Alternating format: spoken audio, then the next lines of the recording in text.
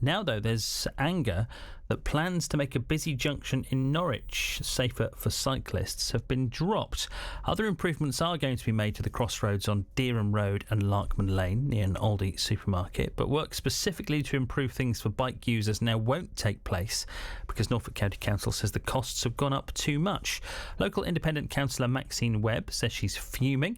She's been speaking to our political reporter Paul Mosley, who began by asking her about the work that was supposed to happen. There were going to be toucan crossings. There was going to be advanced cycle lanes put in at the junctions so cyclists could go ahead of cars, to make, for a safer start for them, and really to start future-proofing it so that further improvements for cyclists could be made later on to make this junction, which is really, it's a huge junction to get across for a cyclist, to make it safer for them, as well as the bus lanes that were being put in. Yeah, for people who aren't familiar with the road, it's Dereham Road. It takes you to the A47. It's one of the busiest parts of the city, isn't it? Yeah, absolutely.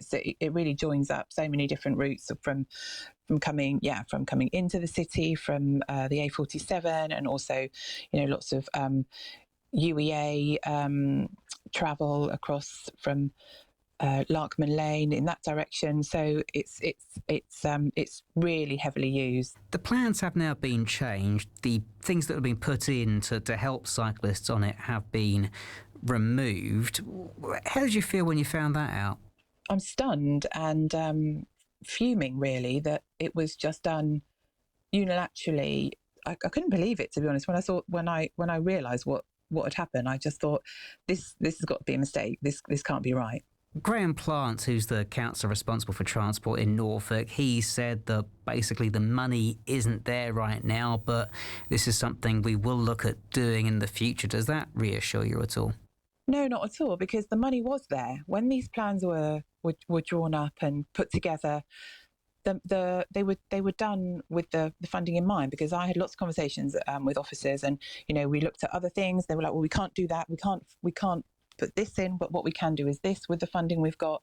So everything that was in those plans was costed at the time. It was all done within the scope of the funding that had been assigned to it, very much so. So the idea that it wasn't funded is now no longer funded is just doesn't add up. It doesn't make any sense. And even if there's an issue over funding now, why is it only cycling that has been affected? Why is everything else staying as it is? Why is it's just the cycling elements that have been targeted and completely taken out? Well, that was Maxine Webb, an independent councillor who's not happy at all that plans to bring in cycling safety measures on the Dereham Road Larkman Lane junction in Norwich now won't go ahead. Peter Silburn is from the Norwich Cycling Campaign and has cycled into the studio this morning. So you're on brand, Peter. Nice to see you. Thanks for coming in this morning. This is a busy junction, isn't it? Heading west out of Norwich, maybe towards the A47 or coming in from the A47. I don't know how familiar you are with trying to cycle along it, but what's it like? Well, I live close by, actually. And so Dereham Road, as we know, is a busy arterial road into the city.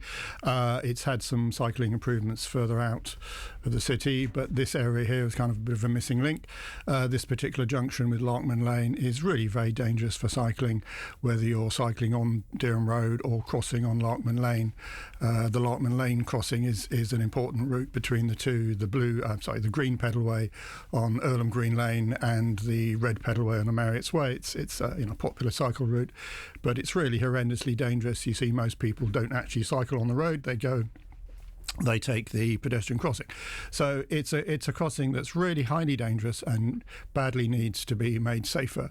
And this scheme, although it wasn't brilliant, would go some way to doing so. So we're extremely disappointed, to put it mildly, that the cycling element from this scheme has been removed. Hey, you say it wasn't brilliant, but how much better would it have been if these changes had gone ahead? What it would have done would be widening the pavements and put in what are called toucan crossings. So they're crossings that you can use for a cycle and a pedestrian. So it's shared use. So by today's standards, not that brilliant, but it would have been.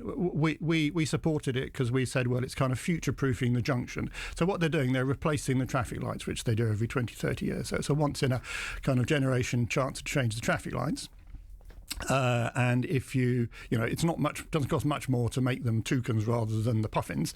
So if you don't make them toucans now, it's never going to happen for 20 or 30 years. So it's they should have done this now. So at least you're future-proofing the junction so that when you come back and you've got some more money later to come back and put cycle lanes on the roads, it all links up. Whereas now, with what they're doing now, it'll forever be a dangerous crossing for cycling. The County Council says it would like to have done this work. It had planned to do this work, but it just doesn't have enough money to do it. Do you accept that? Well, no. I mean, OK, this is a common problem with any project that costs go up, etc. But usually what happens is that you then renegotiate or you search for further funds. You don't just drop things from the scheme. This would never happen with a motorway widening. They wouldn't say, oh, well, we only got money for widening this bit and the next bit isn't widened. So they really should be doing this. And, when they bid for the money, this was from something from the central government, Transforming Cities Fund. It's for sustainable transport infrastructure. And when they put the scheme out to consultation, it had the cycling element in it. So it does seem rather bizarre that at the last minute they're removing it.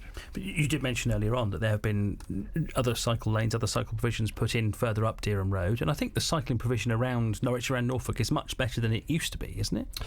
Yes. I mean, Norwich, I always say, for a UK city isn't bad for cycling. It's just that that's not saying an awful lot.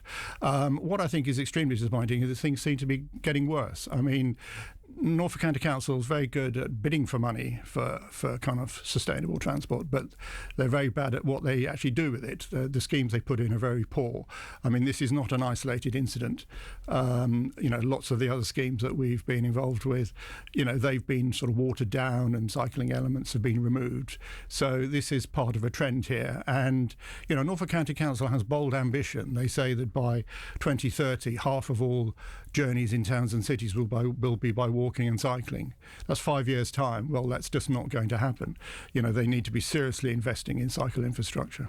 And I know you have a particular concern with the way these decisions are made, don't you? Do you feel that you, as in the cycling community in Norfolk, are not perhaps consulted enough on what you would like to see? Well, yes. I mean, the particular issue you're referring to is this Transport for Norwich steering group. Now, there's a whole history to that, which I won't go into, but that has been going for about 18 months or so, and that's been meeting in secret, which is quite bizarre.